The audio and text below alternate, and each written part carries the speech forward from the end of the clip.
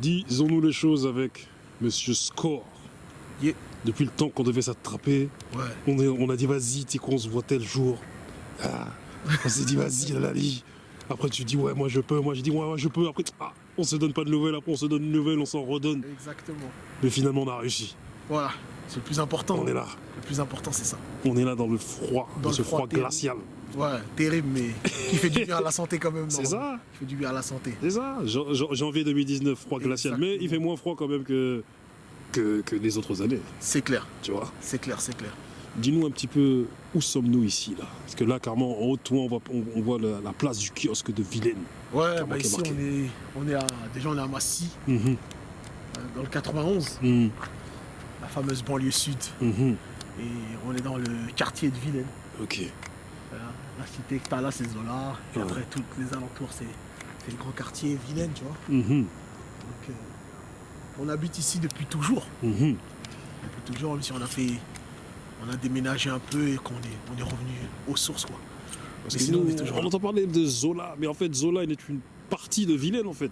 Ouais, Parce Zola, que- c'est qu'une partie. Mhm, En fait, il y a le quartier, c'est pour ça qu'il faut bien faire la différence entre un quartier et une cité. mhm, Tu vois, un quartier, c'est un regroupement de plusieurs choses. mhm. Et une cité, on va dire, c'est juste, c'est comme si je te dis la rue, l'allée Émile Zola. C'est Mhm. seulement ça, la cité. Mhm. C'est cette allée-là. Parce qu'après, tu as Jean Rostand, tu as Jean Massé, tu as plein d'autres endroits qui font partie de Vilaine, mais qui sont pas Zola. Mhm. Tu vois, donc c'est différent. Mais après, voilà, c'est le même quartier, donc on est tous pareils. Ouais. Parce que nous, de Grigny là-bas, on entendait parler de Zola Zoo, Zola là-bas. Ouais, tu vois. Zola Zoo, Zola Zoo.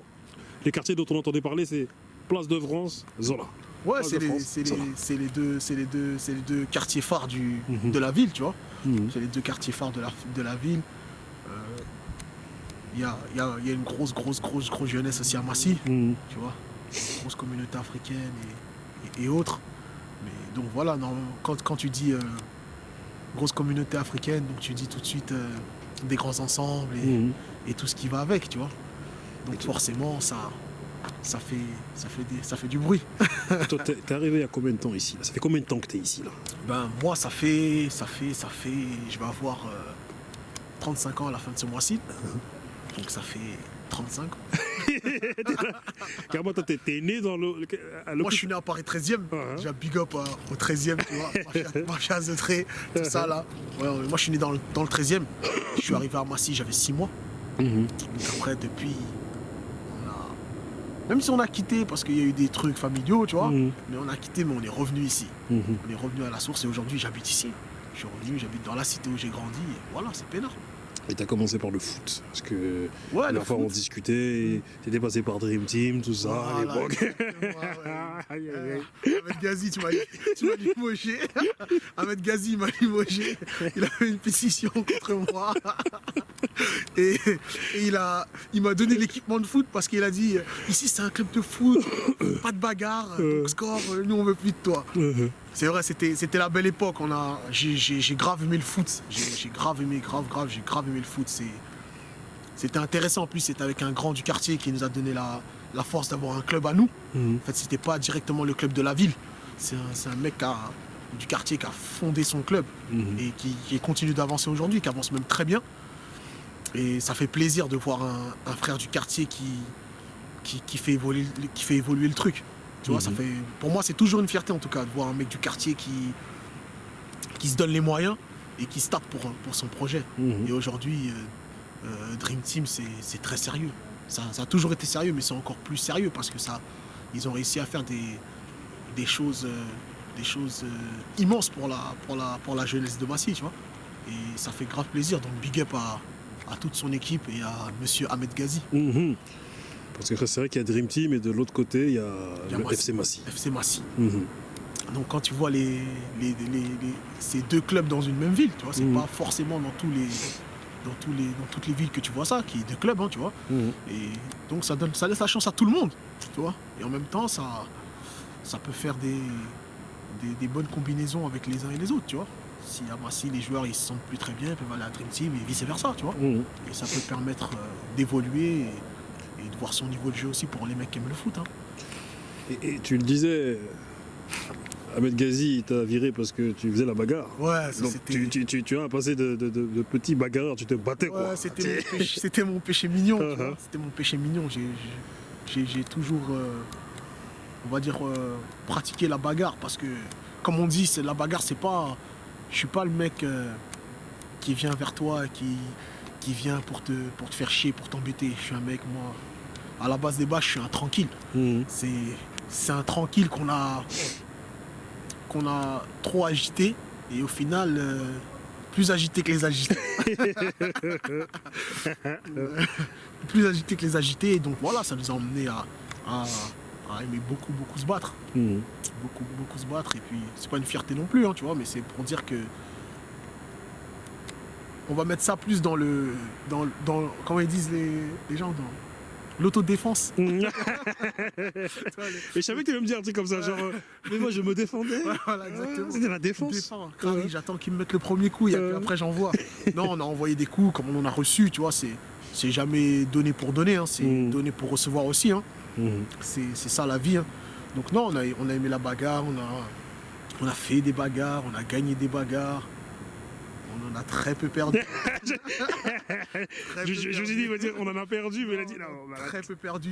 Même, tu vois, pour te dire, je m'en rappelle même pas. Tu vois, mais on va pas dire qu'on est invincible. Mais ouais, non, on a fait des bagarres, beaucoup de bagarres. Ouais. On a kiffé pendant de longues années se battre. Parce qu'après, on connaît le 91 pour ça aussi. Hein. Ouais, c'est ça, malheureusement, parce que Ouais, le t'as vu, 91, il y a ce secteur où. Parce que tu vois, voilà, pour ceux qui savent pas, mais le 91, voilà, il y a le secteur Massy, les Baconnais, les Ulysses, et tous les Anthony, tout ça. Là, et tout- il y a des grosses villes. Châtenay-Malabry, tout ça, là, tu vois. Il y a des grosses villes avec des grands ensembles, tu vois ce que je veux dire. Donc c'est pas les mêmes embrouilles que chez vous. Voilà, Grigny, nous, là, Évry, l'autre côté, Grigny, Corbeil, tu Évry, vois. Corbeil, Ça reste entre mecs du 9-1, tu vois. Donc la plupart des fois, ils se connaissent pour la plupart même bien, ils allaient à l'école ensemble ou quoi. Mais nous, c'est avec des gens qu'on connaît pas forcément et c'est d'autres ambiances. Le 92, avec les mecs du 92, c'est une autre ambiance que les mecs du 9-1. Mais voilà, ça nous a fait, ça a fait de nous, les personnes qu'on est aujourd'hui, on est respectueux et respectables. Tu vois ce que je veux dire? Donc, En plus, on a fait notre petit bout de chemin là-dedans et puis maintenant, ça y est, c'est bon. Hein. en plus, du coup, tu vois, les embrouilles, elles ont vraiment dans votre secteur, en tout cas, même le secteur Grigny, Évry, Corbeil, ça s'est beaucoup calmé, tu vois. Du coup, ça s'est calmé par rapport à, voilà, malheureusement, le décès de Curtis, tu vois, Ouais. qui a pacifié tout. Tout s'est pacifié carrément du jour au lendemain, vu que la famille de Curtis et Curtis avaient un pied dans plein de quartiers de ce secteur. Exactement. Et ben voilà, tout s'est pacifié. Ouais, c'est cool. Moi, tu sais, t'es deg. Curtis, je le connaissais pas spécialement, tu vois. Moi, je connais plus ses oncles et ses tantes, tu vois, qui sont des aînés de chez moi, tu vois. Donc, quand tu vois t'apprends ça, le décès du petit frérot, ça fait déjà de la peine, tu vois. Et que par ce décès, ça arrive à faire que tous les quartiers qui étaient rivaux, ils arrivent à avancer main dans la main, ça c'est... Tu sais, tu vois ça que dans les films Carrey et tout ça, tu vois. Tu sais, dans les films Carrey, où ils étaient, les Bloods et les Crips, ils étaient les uns contre les autres, puis après, pour éviter les trucs bavures policières, ils se sont mis tous ensemble et tout. C'est un kiff. Et tu vois qu'en fait, que même les films, la fiction, elle a dépassé la réalité. Ouais, tu vois. C'est là que tu te dis, ouais, c'est un truc de fou. Moi, j'ai kiffé, parce que moi, je suis massicrois depuis toujours. J'ai jamais eu de problème d'aller n'importe où à Massy, tu vois. Mais pour d'autres qui ont eu ce problème-là, si ça peut aujourd'hui faire en sorte que tout le monde puisse être bien et être tranquille dans sa ville, tu vois, se sentir à l'aise dans sa ville, ça c'est cool. Ça c'est le best. Et du coup, comment tu pourrais décrire la mentalité de ton quartier ici, là? Comment tu décris Vilaine? Vilaine, comment je vais te décrire Vilaine? Ben, Vilaine, moi je vois vraiment Vilaine comme le village des 300. Le village des 300 et tout ça. Avec Léonidas. Bon, il n'y a pas de Léonidas ici, tu vois. Mais dans l'esprit familial. Parce que je veux dire, on est tous des frérots. Peu importe les origines, peu importe les couleurs de peau, on est tous des frérots. On a tous grandi ensemble. Donc déjà, à partir du moment où on grandit tous dans les quartiers, on n'a pas jalousé. Normalement, à la base des bases, on est tous des frérots. Après, il y a toujours des rivalités, il y a toujours des conflits, mais tant que ça reste en interne, on s'en fiche, tu vois. Mais ouais, après, c'est une ville un quartier pardon, qui a son vécu. Donc, je te dirais, moi, j'ai passé des bêtes d'années ici. Toute ma jeunesse, elle a été terrible. J'ai des frérots qui, jusqu'à aujourd'hui, sont toujours mes frérots. Ils ont des enfants, ils sont mariés et tout ça. On fait que du kiff. On arrive à se remémorer le passé à Gollery. On arrive à Gollery encore de nos histoires d'avant. Ça reste un cocon familial, tu vois. Après, on n'est pas fermé, hein, tu vois, mais ça reste un cocon familial et on aime bien être entre nous, tu vois, être entre nous et rigoler entre nous et faire les choses entre nous, tu vois. C'est vrai que l'un des poumons aussi de votre quartier, c'est la maison de quartier Thomas Masaryk. Ouais, Thomas Masaryk, qui est animé par des gens de la ville, tu vois, des jeunes ou des moins jeunes du quartier, ou même des anciens à nous. Et donc tu t'y retrouves. C'est pas comme si c'était des gens d'ailleurs qui viennent dans ta ville. Bon, même s'il y a des gens d'ailleurs aujourd'hui qui sont venus de notre ville, comme toi, tu vois. T'es un ancien d'ailleurs, on sait pas parce que tu viens de Grigny, c'est parce que tu viens et t'es une personne qui nous a respectés, donc t'es respectable directement, tu vois. Et toi aussi, t'as ton vécu, donc tu viens, tu donnes la force en faisant des interviews comme ça, tu viens parler des quartiers. Je trouve que c'est important parce qu'aujourd'hui, c'est ce qui manque réellement. Des encadrements ou des structures qui font ce style de choses pour qu'on puisse voir comment les quartiers ils évoluent et surtout voir comment les jeunes des quartiers ils évoluent surtout, tu vois. Donc ouais, Thomas Masaryk c'est une structure qui est cool, tu vois, ils sont super et tout ça. T'as besoin d'un renseignement, t'as besoin d'une aide, t'as besoin d'un truc, tu vas à Thomas Masaryk, t'es sûr d'avoir, si c'est pas dans la journée, dans la semaine, t'es sûr d'avoir une réponse ou une orientation vers ce que tu veux faire, tu vois. C'est ça qui est cool. Et tous les quartiers n'ont pas ça aussi, tu vois. C'est encore une chance que nous on a, que d'autres n'ont pas. Donc faut en profiter quand tu as cette chance-là. Toi, je sais que tu es pour le fait que Massy s'unisse. Ouais, exact. Qui est une espèce de fédération qu'aujourd'hui, en plus, avant c'était un peu compliqué à cause des embrouilles. Aujourd'hui, il n'y a plus d'embrouilles.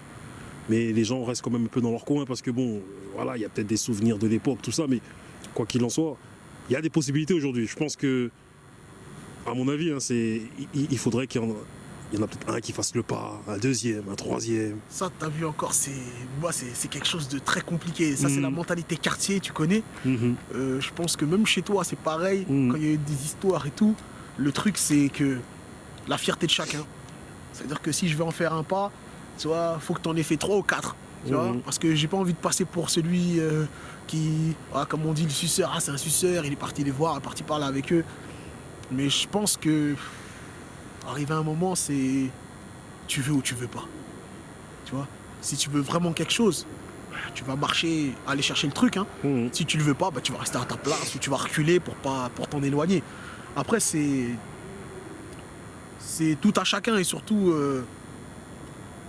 de pas se focaliser sur des trucs des mots qui veulent rien dire en fait. Tu vois ce que je veux dire?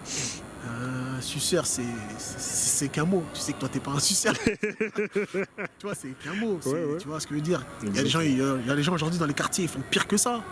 Et c'est pas pour eux. Ils marchent dans les quartiers. Hein, tu vois ce que je veux dire? Ils sont libres de tout mouvement. Tu vois? Donc les mots. Pour moi, ce mot-là, il n'est pas plus fort que l'acte d'essayer d'avancer. Tu vois ce que je veux dire? Quand on a envie d'avancer, il faut le faire. Massy, c'est une ville qui a un gros potentiel aussi, tu vois. Et c'est dommage de voir que tout ce potentiel-là, il est bloqué parce que les différents coins, ils n'osent pas faire le premier pas de se donner la force et de se dire, vas-y, vous faites ça, on va vous donner la force sur ça, vous faites ci, on va vous donner la force sur ça. Et c'est ça, je pense que moi, réellement, par rapport à moi, tu vois, c'est mon avis personnel, tu vois, je pense que c'est ça qui fait que Massy, ça bloque encore un peu sur certaines choses, tu vois. Parce que je sais qu'il y a Fodjé qui est dans cette démarche-là, tu vois. Ouais. Fodjé, il est là, il essaie de... Récemment, il a réuni pas mal de mecs, tu vois. Des gens qui étaient là, d'autres qui l'ont fait faux bon. Mais il lâche pas l'affaire. Et il me rappelle toi, tu vois. Voilà, je me dis que... Il est dans la même démarche un peu que voilà. Moi j'ai toujours été dans cette démarche là, tu vois. On peut ne pas être d'accord, mais on peut se respecter, essayer de faire des choses ensemble. Tu vois ce que je veux dire? Après il y a Tu sais, on a des exemples. Hein. Tu sais, nous, les mecs de quartier, on prend les références de la voyoucratie, tu vois ce que je veux dire? Il y a plein de voyous, des fois ils s'entendaient pas forcément, mais pour leur bien-être et pour leur tranquillité, ils arrivaient à trouver des compromis. Tu vois ce que je veux dire? C'est-à-dire qu'à partir du moment où tu trouves un compromis, vous arrivez à vous respecter, à faire avancer votre mouvement ou la chose pour laquelle vous vous battez, bah, frère, ça peut le faire. Hein. Ça peut le faire tranquille. Hein. Après, tant qu'on se respecte, tout fonctionne. Après, Fodji, c'est quelqu'un de... Je pense que le frérot, il est... Tu sais, il a cet esprit de conquérant. Tu sais, quand tu as l'esprit d'un conquérant, tu vois moins les obstacles, en fait. Les gens, ils voient des obstacles quand ils ont moins cet esprit-là, en fait. Ils se disent, ouais, mais si je fais ça, nanana, on va dire ci, on va dire ça. Mais quand tu es un conquérant, tu vois rien, tu veux tout dévaster pour reconstruire quelque chose de bien, tu vois. C'est ça. Donc, c'est tout à son honneur et force à lui aussi, parce que c'est un très bon gars. Et big respect au frérot. C'est vrai qu'à Massy aussi, comme tu dis, il y a du gros potentiel. Moi, je sais que là, quand je suis arrivé à Massy, l'une des premières associations dont j'ai entendu parler, c'est Humanitaria. Oui. Tu vois Monsieur Dawari. Voilà, c'est ça. Le premier nom que j'ai entendu, c'est Humanitaria. Bah ouais, c'est un des mecs qui a fait des trucs que je pense, même dans d'autres villes, dans d'autres villes où ça bouge de ouf. Franchement, sans leur manquer de respect, hein. Je pense pas qu'ils aient pu faire ce que lui il a fait. Tu vois ce que je veux dire? Lui,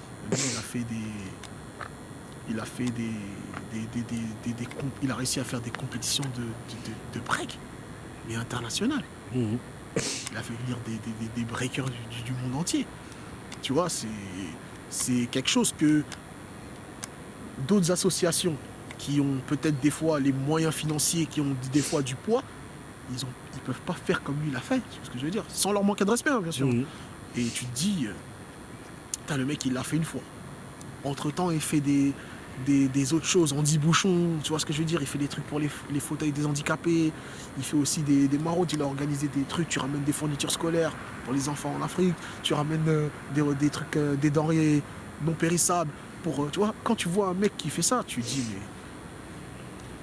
Au début, tu te dis, lui, il est fou, tu vois. Le gars, il est pas fou, il est conquérant, tu vois ce que je veux dire, et c'est ça, c'est des gens comme ça qu'il faut prendre comme exemple dans nos quartiers aujourd'hui, tu vois. Tantôt on a nos exemples de fiction, c'est ce que je veux dire, nos exemples de fiction, mais on a nos exemples qui sont réels. Et Dawari, Ahmed Ghazi, c'est des mecs qui sont réels, tu vois. Ils ont fait des trucs pour la ville que... Je te dis, beaucoup de gens qui ont des moyens n'auraient pas pu le faire. Eux, ils ont eu des moyens moindres, et avec des moyens moindres, ils ont réussi à faire des trucs terribles. Mais bouger la ville, mais ça en parle encore. Tu vois ce que je veux dire? Ça me parle encore, ça fait des années. Je te parle de ça, ça fait plus de 10 ans en arrière aujourd'hui. 10, même voire 15 ans. Et les mecs, ils ont réussi à faire en sorte que ça soit légendaire. C'est vrai que moi, t'as vu, hein, comme je t'ai dit, hein, moi j'habite à côté, là, tu vois, derrière, là, tu vois. Donc, voilà, étant un étranger, j'arrive là et je vois tout le potentiel. Là, ces temps-ci, je m'entraîne un peu avec le club de boxe. Je voyais un potentiel de malade en boxe, un potentiel de malade en handball, en basket, en rugby. Je dis, mais voici, là, c'est fou carrément. C'est ça qui est fort. En foot, ouais, c'est ça qui est fort. C'est fou. C'est ça qui est fort. C'est que il y a... Et je pense que tous les quartiers devraient se donner les moyens, tu vois. Aujourd'hui, on voit que ça bouge un peu partout, hein, en France. Hein. On voit des nouveaux élus, c'est des Renois, des Rebeux, des partout de quartier, tu vois. Après, je dis les comme ça, mais ça peut être aussi des Asiatiques, tout ce que tu veux, tu vois. Tout ce que tu veux de n'importe quelle origine. Ils arrivent, ils cassent les codes de ce qu'on attend habituellement. Tu vois, eux, ils viennent, ils cassent les codes. Aujourd'hui, ils sont élus à la mairie, ils sont là, ils montent des grosses associations, ils arrivent à faire des gros mouvements dans leur ville ou dans les quartiers. Ils arrivent à faire des fusions terribles et c'est ça qui est cool, tu vois. Tu te dis, aujourd'hui, il faut peut-être se battre pour ça, puisque pour nos guerres de bandes à 2 balles qui nous ont rien ramené. Alors que de faire quelque chose pour les petits frères et les petites sœurs, ça ramène quelque chose. Ça les ramène plus dans une vie sociale, excuse-moi, elle est plus drivée. Ils sont moins égarés. Si tu les drives pas, les petits, ils finissent dans le mur, tu vois. Et tu soulèves quelque chose d'important, tu vois. Il y a deux choses que je voulais relever, c'est... Est-ce que tu penses pas qu'il y a un manque d'ambition parmi plein de gens avec qui on a grandi, dans les quartiers ou ailleurs, mais bon, nous on vient des quartiers, donc on va parler des quartiers. Je pense pas qu'il y a plein de mecs qui manquent d'ambition. Et... Ben, tu sais, frérot, ben c'est ça, c'est le game du quartier. Tu vois, il y a le game du rap et il y a le game du quartier. Mais il faut savoir que le game du rap, c'est la même chose que le game du quartier. Ça veut dire qu'à partir du moment où tu commences à écouter les gens qui sont dans un esprit négatif, ben, frérot, comment tu vas avancer? Tu vois, c'est comme ça, non, fais pas ça, frère, mais t'es un ouf. Pourquoi tu fais ça? Faut pas écouter les gens. Ce que vous voulez faire, ce que tu veux faire, vas-y à fond. Moi, si j'avais écouté les gens, je te le dis, je rapperais plus. J'aurais pas fait mes affaires à côté. Tu vois. Et je serais peut-être comme beaucoup de mes potes qui n'ont pas eu les mêmes ambitions que moi. Tu vois. J'aurais peut-être été incarcéré, ou je serais peut-être mort comme certains potes à moi qui sont décédés. Tu vois ce que je veux dire? C'est tout simplement parce que des fois, on fait pas les bons choix et on choisit pas les bons poteaux. Parce qu'il y a des poteaux qui sont là pour te laisser, pour rester avec eux dans le trou. Ils savent qu'eux, ils iront pas très très loin parce qu'ils ont manque de compétences, manque de force mentale et physique. Donc ils se disent non, faut pas que je reste tout seul. C'est ça. C'est-à-dire ils sont dans une démotivation. Exactement. Et ils se disent, vas-y, tu sais quoi, j'emmène les gars avec moi parce que je veux pas rester tout seul. Voilà. Un exemple tout bête. Je vais te prendre quoi pour les jeunes, l'école. Tu vois ce que je veux dire? Aujourd'hui, si tu travailles bien à l'école, t'es un bouffon. C'est un délire quand même. C'est un délire. Mais c'est une grande maladie, ça. T'es un grand fou, toi. Va à l'école, arrache le papier, frérot. C'est ça. Arrache le papier. Parce que dans 10, 15 ans, 20 ans après, tu seras en train de t'en mordre les doigts. Tout ça à cause d'un mec qui t'aura fait croire que si tu vas à l'école, tu travailles bien, t'es un bouffon. C'est un délire. Hein. Mais t'es un malade, frère. Va à l'école et fais le bouffon. Va à l'école et fais le bouffon. Travaille, prends des diplômes. Moi, c'est la chose que je regrette. J'ai que un BEP. L'école que j'avais m'avait proposé un bac. C'est moi qui ai refusé. Mais c'est personne de mon quartier qui m'a dit non, score, fais pas un bac, t'es un ouf et tout ça. N'écoutez pas les gens. Ça revient à la même chose. Quand tu commences à trop écouter les gens qui sont dans un délire négatif, t'étonne pas d'arriver dans des mauvais délires. Écoutez vos parents, écoutez les gens qui veulent t'emmener qui veulent t'emmener loin. Parce que le mec qui voit pas plus loin que le bout de son nez, lui il est foutu, il va finir par se casser la gueule. Il va finir par se casser la gueule. Et en se cassant la gueule, il va t'emmener avec lui. Parce qu'il va tirer une sape, il va tirer ta sape pour essayer de se retenir pour pas tomber, tu vois. C'est ça. Donc non, faut aller à l'école. Et tout ce que les gens ils disent, faut pas prendre compte. Faut pas prendre compte. Parce qu'il y a plein de choses qui font que les gens, ils changent leur personnalité, leur façon d'être, leur mode de vie pour paraître bien devant d'autres gens qui sont des fois même moins bien qu'eux en fait.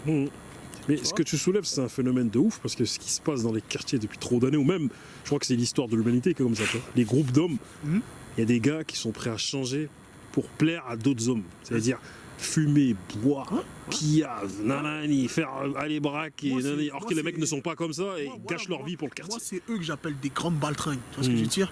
Dans mes chansons, je leur dis même des choses pires, tu vois. Je dis des mots un peu plus durs, tu vois. On va pas les dire parce que faut rester quand même dans le correct, tu vois. Mais ouais, les grandes baltringues, pour moi, c'est ça, en fait. C'est pas parce que t'as fait de la prison que t'es un fou, hein. Moi, pour moi, ça n'a aucun impact sur moi, en fait. Tu vois ce que je veux dire? Tu peux avoir fait 45 ans, 70 ans de prison. Ok, au final, t'as quoi? Tu vois, la question, elle est claire, nette et précise. T'as quoi? T'as fait 70 ans de prison, ok. T'as fait des dips? T'es musclé. T'es musclé, ok. T'es musclé, c'est tout. Ouais. Mais est-ce que t'as grossi ton mental là-bas? Est-ce que t'as musclé ton mental? À ta sortie de prison pour ton mental, est-ce que t'as musclé? Est-ce que tu t'es dit, vas-y, maintenant j'ai du temps? Est-ce que je vais pas étudier? Est-ce que je vais pas lire des livres? Est-ce que je vais pas essayer de m'orienter vers quelque chose? Sortir, me trouver un taf et tout ça? Non, parce qu'après, il y en a beaucoup qui retournent.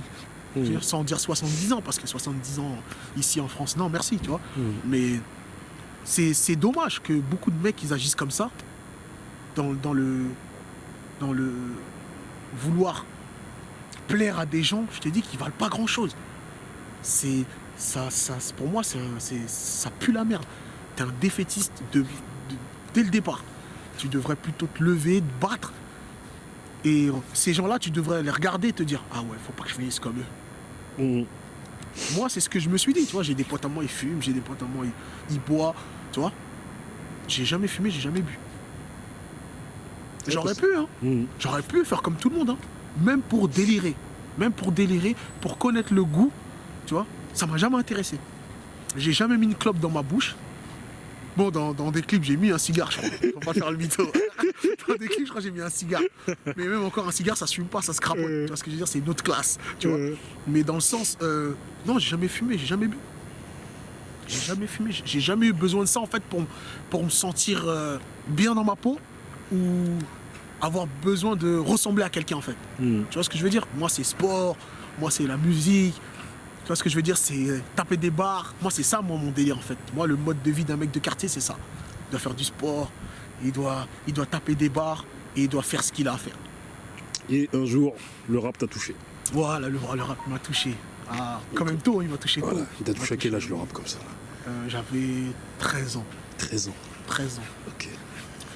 J'avais 13 ans. Quand le rap, il m'a touché, et ben, c'est comme pour la drogue, pour certains, les pauvres. Et ben, je comprends ce que c'est qu'être un drogué, en fait. Tu vois? Ouais. Ben, ça fait plus de 20 ans aujourd'hui que je me drogue. Mhm. À ça. 20 ans. Et j'en ai vu hein, des choses hein, dans la rue pour les rappeurs et tout ça, tu vois. J'ai vu des potes à moi avec qui j'ai commencé, eux ils ont arrêté, moi j'ai continué. Eux ils arrêtaient, moi je continuais. Je partais là-bas, eux ils avaient arrêté, moi je continuais. Partout, je continuais. Jusqu'à présent, des gens avec qui j'étais au lycée et tout ça, je les écoutais sur les réseaux sociaux. Mais tu continues à rapper, ils sont choqués, tu continues à rapper. Ben, comme un toxicomane, il a sa drogue, et ben moi, le rap, c'est pareil pour moi. T'as sorti combien de projets depuis là? Dis-moi. Franchement, je vais pas te mentir, je dois avoir un souci de logistique. Parce que je veux dire, à chaque fois que j'essaie de sortir un projet, il y a un souci. Mais bon, là, ça commence à s'améliorer un peu. Il y a des choses qui se mettent en place et qui se font bien. Donc là, j'espère sortir un petit EP, 5 titres, très prochainement, Inch'Allah, avec ma nouvelle équipe de production. Donc là, on est en plein dedans. On a déjà enregistré, je crois, il nous en reste un à faire, je crois. Un sur les 5. On est content, on tartine bien, mais hormis ça, on a sorti... Dis-moi qu'est-ce qu'on peut sur les réseaux. Ah, sur les réseaux, j'ai sorti un projet qui s'appelle... qui est un concept... Qu'est-ce qu'on peut voir? Qui a été technique. On a sorti un concept qui s'appelle Suicide Story. Donc, comme on vient de la banlieue sud, Suicide Story, tu vois, par rapport à... Parce qu'on a toujours aimé la musique des États-Unis, tu vois, la West Side. Donc Suicide pour chez nous. Et donc, ouais, on a sorti un projet qui s'appelle Suicide Story. Il y a 6 volets qui sont sortis déjà, tu vois. Entre-temps, il y a des clips aussi qui sont sortis. Mais de projets, je te parle de projets physiques où les gens ils peuvent écouter score sur 6 ou 7 sons tout seul. Non, je vais en sortir un bientôt, Inch'Allah. Mais après, pour ça, c'est beaucoup sur Internet. Ça reste des projets hein, sur le net, parce qu'aujourd'hui, bien sûr. tout est digital. Hein, donc, ouais, c'est vrai, ça reste des projets. Après, bah, si c'est ça, ouais, j'ai sorti pas mal de choses hein, voilà. depuis longtemps, j'ai sorti des choses. Après, c'est vrai qu'il y a eu la vie et tout ça. Mais sinon, ouais, j'ai sorti pas mal de trucs. Donc là, les Suicide Story, il y en a au moins 6 ou 7, je me rappelle plus très bien. 6 ou 7 volets. Il y a des clips que j'ai sortis aussi entre-temps. Là, il y a bientôt un clip que je vais rebalancer. Un dernier clip que je vais rebalancer. C'est bien. On est dans une bonne dynamique là. On a bien bossé l'année passée. Donc là, cette année, on se dit qu'il faut encore plus charbonner et améliorer le truc pour essayer d'arriver à nos fins. Pour finir, quel est ton message? Quel message tu as envie de transmettre à travers cet entretien à tous ceux qui vont la voir? Enfin, tous ceux qui vont voir cet entretien, quel message tu veux transmettre au monde? Le message que j'ai à transmettre au monde...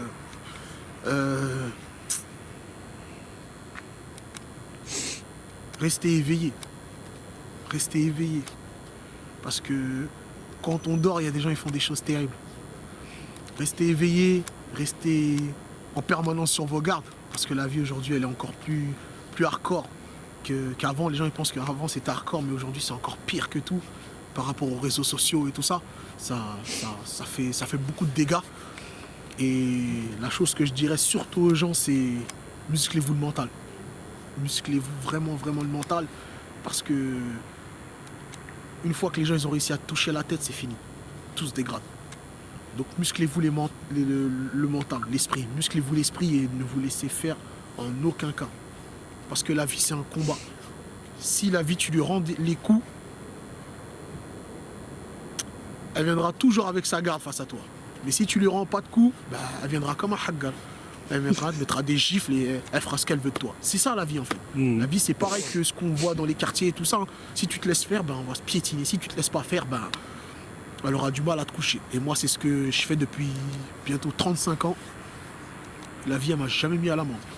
Et j'en ai eu des épreuves, mais la vie elle m'a jamais mis à l'amende. Donc voilà, force à vous tous, force à vos familles. Et battez-vous surtout pour vos familles, vos vrais amis et pour les gens qui le méritent. C'est-à-dire des gens qui sont inférieurs à vous et qui sont dans des vraies souffrances. Pas pour ceux qui vous disent oui, fais pas ci, fais pas ça. Battez-vous pour des gens qui le méritent, pour des vraies causes. Pas pour des causes à 2 balles. Ouais, il m'a volé ma nana, viens, on va le tirer dessus. Ouais, ma truc. Ça dégoûte ça. On se bat pour des vraies causes. Si c'est pas familial ou autre, ça vaut pas la grand chose à se prendre la tête. Force à vous tous, disons-nous les choses.